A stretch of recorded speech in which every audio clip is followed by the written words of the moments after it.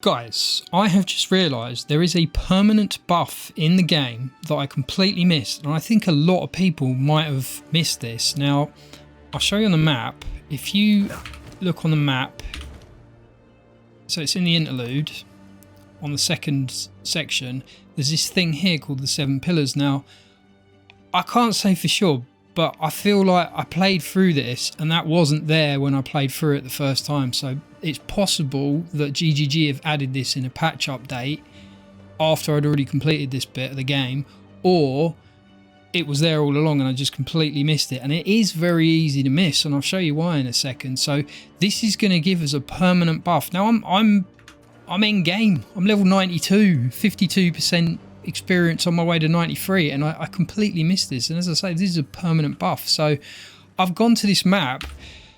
So just incidentally, if you didn't know this, anything with a plus on it, so that one I might not have done as well because it's not grayed out, but anything with a plus on it like that one, so you get plus 40 spirit for doing that. So look out for these. Anything with a plus, that gives you a permanent buff. And also there's stuff like this 7 pillars thing. So anyway, this thing here, I'm gonna show you where it is. So when you come onto the map, I full cleared the map looking for this, right?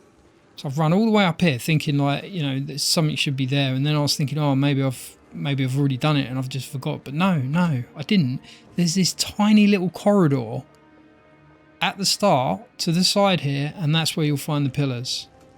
So like I say, I don't know if this was in the game or not when I originally played it, but I feel like it would have been a big help. It's a bit annoying because that, for example, having +5 to elemental resistances would have perhaps made my purchasing decisions different. But anyway, so I just wanted to post this. If you missed this, guys, go back, look on your map. If when you look on your map, this thing here doesn't tell you, you know, what buff you've got, then you haven't done it either. And this goes for every single one of these acts. If you see a plus mark on anything like that, now plus 20 to maximum life. So any of these that you haven't done, only the ones with a plus on. So anything you see like that. There's also the medallion. You probably haven't missed the medallion. I think there's another one in Act 3. It's the venom pits. Basically, you go there and you get some venom. You give it to her, and she gives you a permanent buff. This thing here. So I got 25% increased mana regen. Act 4, there is, I think there's a couple here. So you've got, in fact, there's a lot. There's 5% increased mana. When you go to the Eye of Hinekora, you will get permanent upgrades. Now this, it doesn't actually say here either, but you will get permanent upgrades there. Yama the White, +2 skill. There's a whole bunch of them. There's another one here, Goddess of Justice, 30% increased mana, recovery from flasks. Some of these you can change, some of them are permanent. So just bear that in mind. But yeah, this one, I'm going to grab this now, and then I'm going to check this out as well, because I'm pretty sure the fact that that isn't grayed out means that I missed it. But there is no fucking way I would have played through the game and just, you know, completely missed that. So again, I think GGG may have added these at a later stage. So check that out anyway yourselves. Look on your map. If there's any markers like this with pluses on and you haven't grayed them out, just check them, because they'll give you permanent buffs and it could make a big difference to your end game. So just to confirm as well, you can change these. So don't worry if you pick one and you change your mind. So if I click on that, it just lights up and that one goes out. That's actually pretty huge. Wow. I can't believe honestly, I just cannot believe I missed this. Yeah, and you'll know whether you've got it or not, because when you have got it and you hover over here, it tells you. So 15% increased global defenses, like it tells you which one you've got. Pretty sure I haven't got this either, so I'm going to go back to the Molten Shrine. I swear they have added this content in. I swear there is absolute, like, you have to understand how anally retentive I am with this game in particular. There is no way I would have missed that.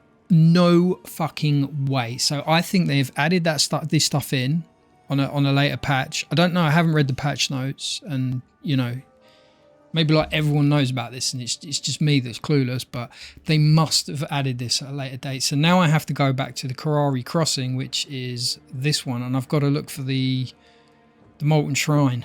So here we go.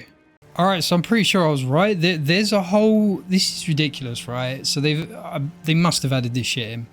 So I've come to the Karari crossing. Now, you will see on the map, clearly on the map, there is an exit here, the Kari Bazaar.